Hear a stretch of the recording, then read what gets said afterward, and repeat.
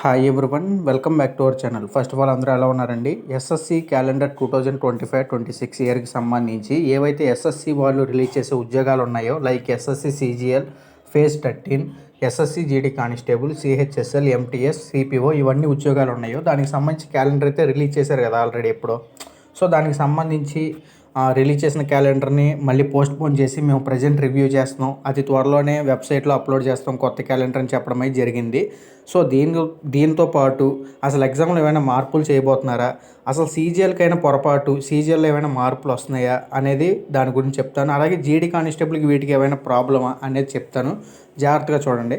ముందుగా చూసుకున్నట్టయితే అసలు ఇక్కడ మిస్టేక్ ఏం జరిగిందంటే సీజీఎల్కి కొంచెం పొరపాటు జరిగిందండి. మొన్న 1 మంత్ బ్యాక్, మొత్తానికి 2 మంత్స్ అయింది అనుకుంటే, సీజీఎల్ రిజల్ట్ అయితే రిలీజ్ చేశారు కదా 2024 నోటిఫికేషన్ని ఫైనల్గా. సో అందులో చూసుకున్నట్టయితే సీజీఎల్ టైర్ 2లో ఈవెన్ 340 వచ్చినా కూడా జాబు రానోళ్ళు అయితే ఉన్నారు. సో దానికి తగ్గట్టుగానే వీళ్ళు నార్త్ సైడ్ ఎస్ఎస్సి క్లాసులు చెప్పేవాళ్ళు ఎవరైతే ఉంటారో కోచింగ్ సెంటర్స్, వాళ్ళు ఏంటంటే ఎస్ఎస్సి బోర్డుకి వెళ్ళి వాళ్ళ యొక్క మనోభావాన్ని తెలియజేశారు. అంటే ఏంటి పొరపాట్లు, ఏమేమి చేంజ్ చేయాలి అనేది వీళ్ళు ఒక మొత్తం అందరూ నార్త్ సైడ్ ఎవరైతే ఎస్ఎస్సి వాళ్ళు చెప్తూ ఉంటారో ఆ కోచింగ్ సెంటర్లో వాళ్ళు వెళ్ళి కలవడం అయితే జరిగింది ఎస్ఎస్సి బోర్డుని, చైర్మన్ని. వీళ్ళు కలిసి చెప్పిన పాయింట్లు ఏంటి అంటే, ఎస్ఎస్సి సీజీఎల్లో ఏమైతే ఏంటంటే ఇక నుంచి ఎస్ఎస్సి సీజీఎల్ నోటిఫికేషన్ రిలీజ్ చేసిన తర్వాత టైర్ 2 ఏదైతే జరిగిద్దో, టైర్ 1 అయిపోయినాక క్వాలిఫై అయిన తర్వాత టైర్ 2 ఉంటుంది కదా, ఆ టైర్ 2 అనేది సింగిల్ షిఫ్ట్లో జరగాలి.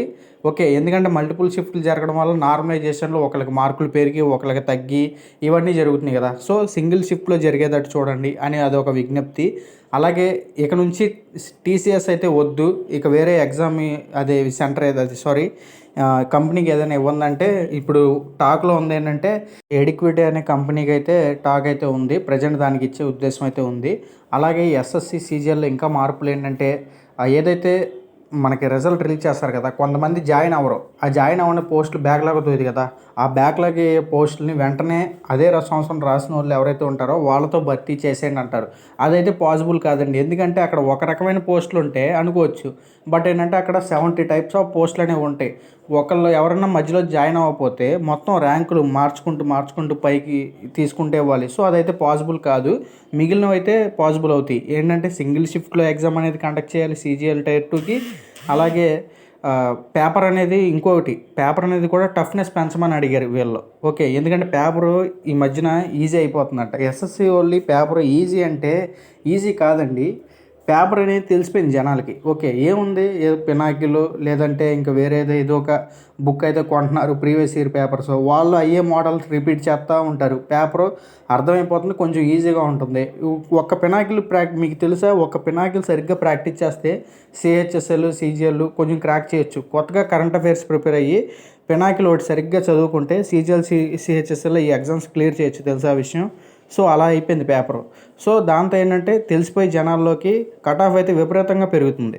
అలాగే వీళ్ళు చేసిన స్ట్రైక్లో మెయిన్గా వినిపించినవి ఏంటంటే ఇవే, ఎగ్జామ్ అనేది టైర్ 2 సింగిల్ షిఫ్ట్లో కండక్ట్ చేయాలి, కట్ ఆఫ్ అనేది ఎక్కువ అవుతుంది కాబట్టి నార్మలైజేషన్ అలా లేకుండా ఎగ్జామ్ అనేది సింగిల్ షిఫ్ట్లో కండక్ట్ చేయడానికి చూడాలి.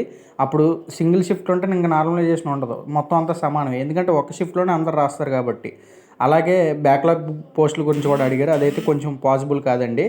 అలాగే ఎగ్జామ్స్ అంటే మార్చాలి, ఎగ్జామ్ కండక్ట్ చేసే టీసీఎస్ బోర్డుని మార్చి వేరే బోర్డుకి అప్పచెప్పాలి అని చెప్పి ఇలాంటి కొన్ని కండిషన్స్ పెట్టారు. సో దానికి సంబంధించి వాళ్ళు నిర్ణయాలు తీసుకుని అప్పుడు సీజీఎల్లోకి అయితే మార్పులు అయితే వస్తాయి. సిలబస్ ఇలాంటి వాటిలో మార్పులు వస్తాయని ఇప్పుడు దాకా ఎటువంటి అప్డేట్ రాలేదు. ఓకే, ఓన్లీ ప్యాటర్న్ ఎగ్జామ్ చేసే విధానం వాటిలోనే, అంటే షిఫ్ట్లు, ఓకే వాటి గురించే ఎలాంటి ప్రాబ్లమ్స్ తప్ప ఇంకా ప్యాటర్న్ మారిద్ది, ప్యాటర్న్ చేంజ్ చేస్తారు, అలాంటి మార్పులు అయితే రాలేదు. బట్ ఇదొకటైతే గుర్తుపెట్టుకోండి. అలాగే వీటికి సంబంధించి జీడీ కానిస్టేబుల్ రిజల్ట్స్పై ఏమైనా ప్రాబ్లం ఉందా అంటే, అసలు దీనికి రిజల్ట్స్కి, జీడీ కానిస్టేబుల్ రిజల్ట్స్కి ప్రాబ్లం లేదు. ఇది ఎందుకు చెప్తున్నా అంటే, చాలామంది అడుగుతున్నారు జీడీ కానిస్టేబుల్ రిజల్ట్స్ ఏంటి బ్రదర్, అసలు వాటికి ఏమన్నా ప్రాబ్లం ఉందా, అసలు ఎప్పుడు రిలీజ్ చేస్తారు ఏంటి అనేది. జీడీ కానిస్టేబుల్ రిజల్ట్స్ అనేవి మేబీ ఈ ఏప్రిల్ లాస్ట్లో, ఇంకా 5 డేస్ ఉంది కాబట్టి 4 డేస్ ఉంది కాబట్టి లాస్ట్లో రిలీజ్ చేయడానికి అవకాశం ఉంది. ఓకే, లాస్ట్లో మిస్ అయితే కనుక ఎనీ ఇష్యూస్ మే ఫస్ట్ వీక్లో అయితే రిలీజ్ చేస్తారండి జీడీ కానిస్టేబుల్ రిజల్ట్స్. మీరైతే ప్రాక్టీస్ అవ్వండి. అలాగే ఏ ఎస్ఎస్సి ఎగ్జామ్స్ మీరు చూసుకున్నా కూడా మనకి చేంజెస్ అయితే ఇలాంటి తేవడానికి ప్రజెంట్ అది సీజీఎల్ వరకే నేనైతే పరిమితం అని చూసుకుంటున్నాను. మిగిలిన ఎగ్జామ్స్ అయితే ఏం చెప్పలేదు మరి. అంటే లైక్ ఫేజ్ 12 ఉంది, ఫేజ్ 13 ఉంది, అలాగే సిపిఓ ఉంది, జీడీ కానిస్టేబుల్, ఇవన్నీ చాలా ఉన్నాయి ఎస్ఎస్సి వాళ్ళు కండక్ట్ చేసేవి. ప్రజెంట్ దేనికి అప్లై చేస్తాం అనేది అయితే ఏం చెప్పలేదు. ఓన్లీ సీజీఎల్ వరకు అయితే నేను అనుకుంటున్నా. మీకు ఇదే కరెక్ట్ టైము. ఎలాగో సిలబస్ కూడా ఏం మారదో. ఎస్ఎస్సి వాళ్ళు కండక్ట్ చేసే ఏ ఎగ్జామ్కైనా ఒకటే common syllabus. Arithmetic, reasoning, GK and GS, English, okay, ఇవి మాత్రమే అడుగుతారు. సో దీన్ని బట్టి ఏంటంటే ఇవి వేరియేషన్ అవుతాయి ఉండండి. ఒక దాంట్లో 20 క్వశ్చన్లు అడిగితే ఒక దాంట్లో 25 క్వశ్చన్లు, ఇలా వేరియేషన్ అవుతాయి తప్ప వీటిలో ఎటువంటి మార్పు ఉండదు. క్వశ్చన్ అడిగే విధానంలో కూడా ఎటువంటి మార్పు ఉండదు. కాబట్టి మీరు మంచిగా ప్రిపేర్ అవ్వడం రైటు. దేనికైనా మీ మంచిగా అనుకోండి.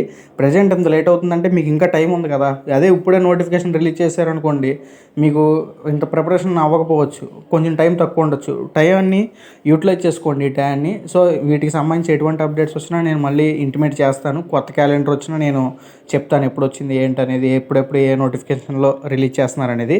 సో మొత్తానికి ఇన్ఫర్మేషన్ అయితే ఇదే గైస్. నెక్స్ట్ వీడియో వెళ్తే కలుసుకుందాం. అంతవరకు గుడ్ బై, జై హింద్.